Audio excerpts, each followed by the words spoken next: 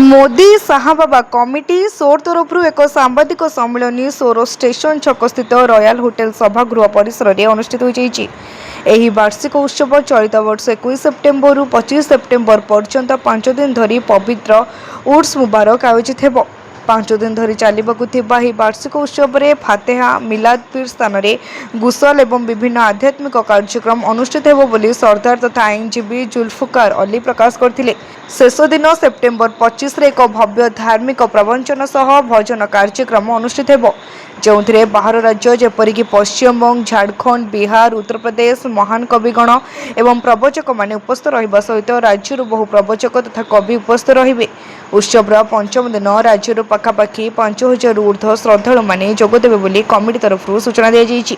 एही वार्षिक उत्सव सोर पठाण महल स्थित मोदीनगर पड़िया रे अनुष्ठित हो। एही सांबादिक सम्मेलन में सभापति रिजवान कादिर, सरदार शेख जुल्फिकार अली, शेख अब्दुल हलीम, शेख कमालुद्दीन, शेख असलम, शेख गुलाम रजफ अली, मिर्जा गोलीबेग, रिंकू खान, आबेद खान, शेख रहमान, कादर खान, अनीस खान, फैज रहमानी उपस्थित होते। बैठक शेष में संपादक मीर नियामत उल्लाह समस्त को धन्यवाद अर्पण करथिले। मोदी बार वार्षिक उत्सव अच्छी गोटे प्रेस मीट गोटे वार्षिक उत्सव अच्छी सेप्टेम्बर 21 तारीख रू 25 तारीख मध्य अच्छी मिनिमम 4-5 हजार राज्य बाहर आसवे जमी उत्तर प्रदेश, बिहार, राजस्थान ये सब आसवे।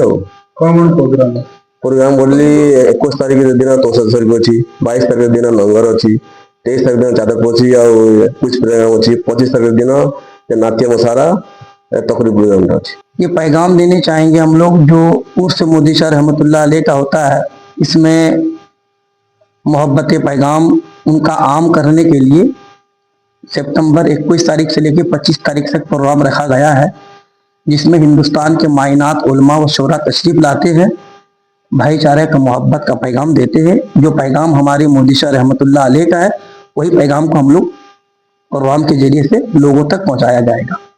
इसमें आप 5 दिन का प्रोग्राम करेंगे, इसमें कौन-कौन सा प्रोग्राम? इसमें सितंबर 21 तारीख तोशा शरीफ का फातिया है, रात में सदीना खानी है, और सितंबर 22 तारीख को मजार शरीफ का गोसल है, चादर पोशी है, कुल शरीफ का फातिया है। तो मोदी बाबा का पैगाम उससे मुराद क्या है, मतलब कौन सा पैगाम पैगाम क्या है? पैगाम जैसा है कि मतलब कि हक पर रहना, हक बोलना, हक पे चलना। सोररू प्रभाकर मल्लिक रिपोर्ट, तीर्थक्षेत्र लाइव।